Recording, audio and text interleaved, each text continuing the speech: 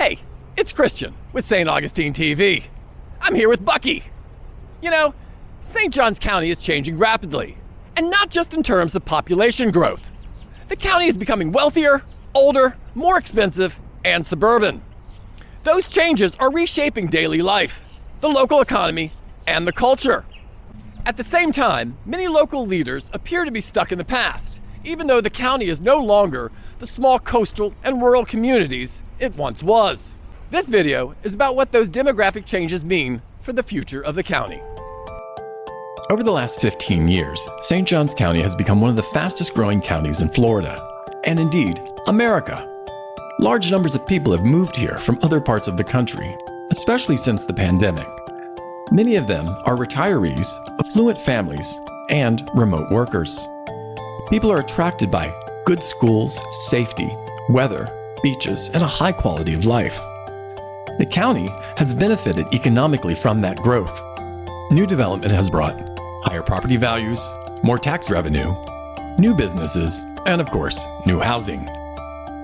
But rapid growth also creates pressure. One of the effects of these demographic changes is on housing affordability. Home prices and rents have increased dramatically in recent years. As wealthier residents and speculators move in, the cost of living rises for everyone. Prior to 2020, it was possible to live a decent life on a service worker's pay. This area was super affordable and offered a high quality of life. But that's all changed. Now, the county's median home values and rents have surged. The median owner-occupied home value is almost $500,000. And the median rent? That's about $2,000 a month. That creates a problem for many people who already live and work here.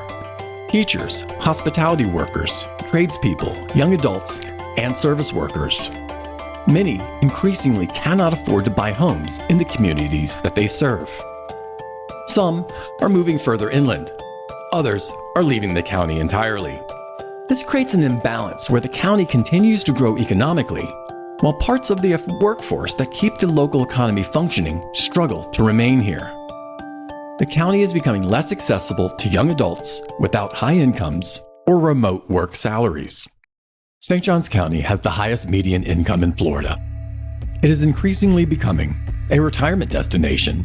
Nearly a quarter of the population is over 65, an affluent suburban county, a remote work hub. In 2023, 24% of workers were remote. And as far as diversity, the Latino population is increasing, but the Black population is being displaced. The county now has, again, the highest median income, high educational attainment, high home ownership rates. It is no longer the boonies inhabited by a Florida man. Unquestionably, the pandemic and the rise of remote work accelerated these trends after 2020. Many higher income workers can now live anywhere, and St. Johns County became an attractive option. This changes the character of the area significantly.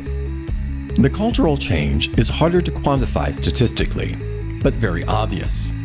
The rapid growth seems to favor national chains, master planned communities, suburban standardization, and cathedrals to consumerism, while disfavoring quirky local culture, small businesses, artists, surfer town vibe, and that which appeals to 20s and 30-somethings. In other words, St. Johns County is transforming from affordable, old Florida into an affluent, generic suburb. Another issue is whether local infrastructure is keeping up with the pace of growth. Residents increasingly complain about traffic congestion, school capacity, lack of pedestrian and biking infrastructure, and poor design. Planning is heavily car-oriented and reactive rather than long-term and comprehensive. Many residents believe county leadership still approaches growth as if this were a much smaller and slower-growing county. At the last county commissioners meeting I attended, not one commissioner came prepared, having informed themselves on the topics to be discussed that day. Instead, they reacted and sided with whoever complained the loudest or just punted. This is essentially allowing negative Nellies and the unreasonable to make policy. Appeasing the bitter and angry and those operating at low vibrational frequencies will not produce desirable outcomes. County commissioners are elected to make wise and informed decisions on our behalf. They are paid over six figures to do so. But if they can't bother to prepare for a once-a-month meeting, the bare minimum, we have a slow-moving catastrophe on our hands. St. Johns County is no longer a small county dealing with gradual growth. It is rapidly urbanizing, and we need people in positions who can grasp complexity, are familiar with lessons learned and best practices, and capable of problem-solving and critical thinking. This is really important because this does not appear to be the situation. One of the biggest concerns is that local political leadership lacks a cohesive vision.